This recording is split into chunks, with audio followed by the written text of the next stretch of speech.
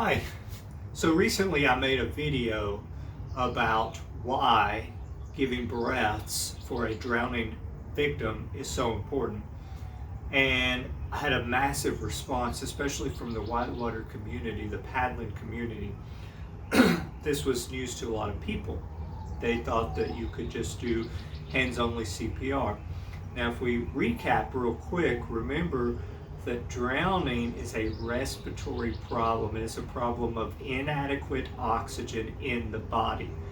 Therefore, the best CPR in the world will circulate no oxygen because the patient is already deprived of oxygen. So we have to provide oxygen from our lungs to theirs in order to help them or save them.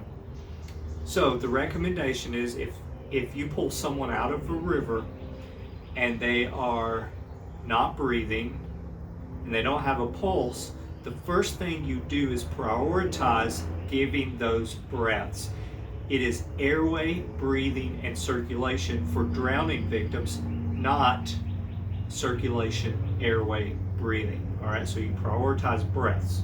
Now, how do we do this? Well, whether or not we do it in the water or on the land is up to you. Logistically, it's probably easier to get them to the land first and then give the breaths. However, if it's going to be a while before you can get them out of the water, then it is best to give the breaths in the water if you can do so effectively. All right, so we have our victim. We've determined that they're not breathing or they're breathing inadequately. Maybe they're gasping for breaths. It's just not normal breathing. They may have cyanosis, so a bluish tint to their lips. They may be pale, but it's going to be pretty obvious that you need to breathe for them. So if you don't have a face mask, what you're going to do is put them on their back, and if they have a life jacket on, it could be causing their head to extend, hyperextend like this. So we would actually want to create some padding under the head to bring it up a little bit and tilt their chin back.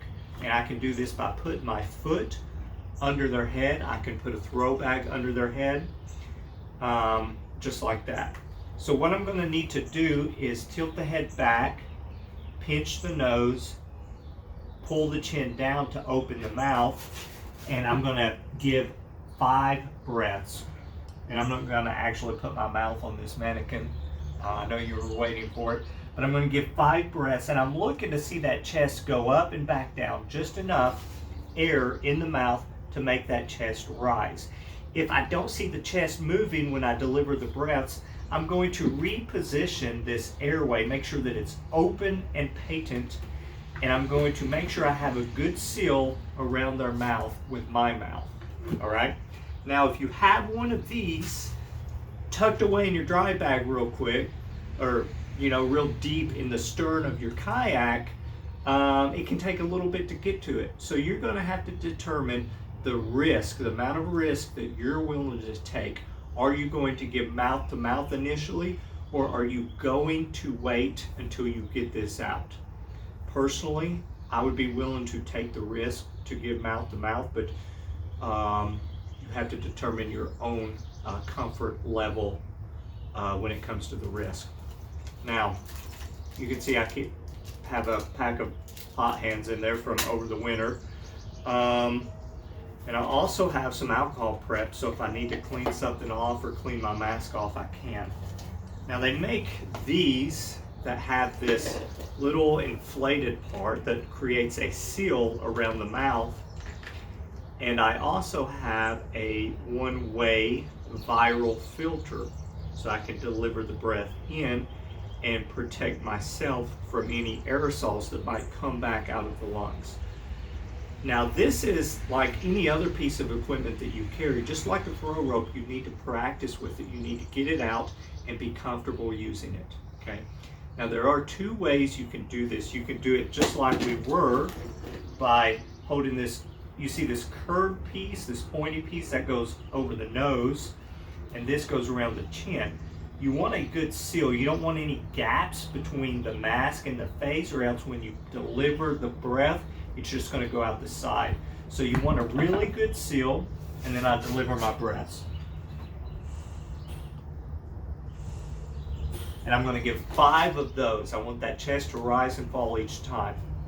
An alternative way to do this, which is my preferred way because it kind of ensures that I get a good feel, is to hold the mask with 2 hands like this. So my thumbs down around the mask, the rest of my fingers around the jaw, right under the mandible.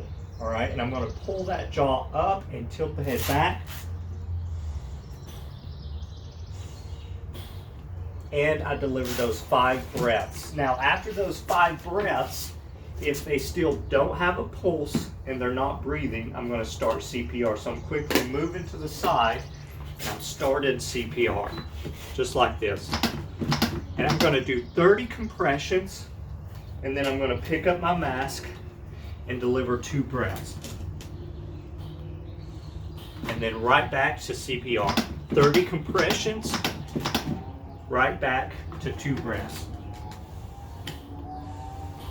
Okay?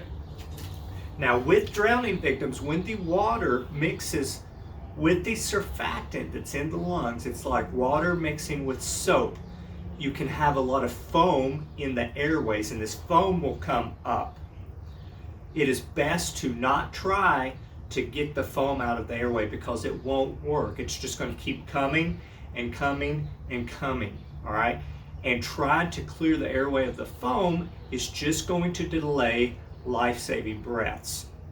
Now, if that person vomits, if they just had a few beers and some hot dogs or some, river food, then you do need to clear the airway because you don't want that big chunky stuff going down their trachea and into their lungs. So to do that, you just turn them on their side.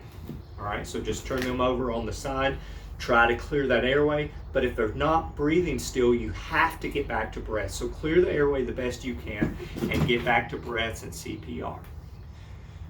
A lot of people ask me, when do you stop? Well, generally you're going to know. If a person drowns, they might respond quickly to breaths. Their heart might be beating, but it lacks enough oxygen to beat vigorously enough to create a pulse. So those few breaths that you give, those 5 initial breaths, might just make them start breathing on their own and might help them to regain consciousness. All right. Now, after 2 minutes of compressions, before you go back to CPR, you can feel for a pulse again. All right. But it can be hard to feel for a pulse. So I recommend you practice it on yourself so that you know where it's located and how to do so. But you're essentially going to keep doing CPR and breaths until they regain a pulse or they wake up. Hopefully by this time, someone has gotten help or help's on the way, and you're just going to continue this until help gets there. Now, what if you're in such a remote setting that help's not coming? Well, that's a longer discussion. So I hope that was helpful. And as always, if y'all have any questions, let me know. Thanks.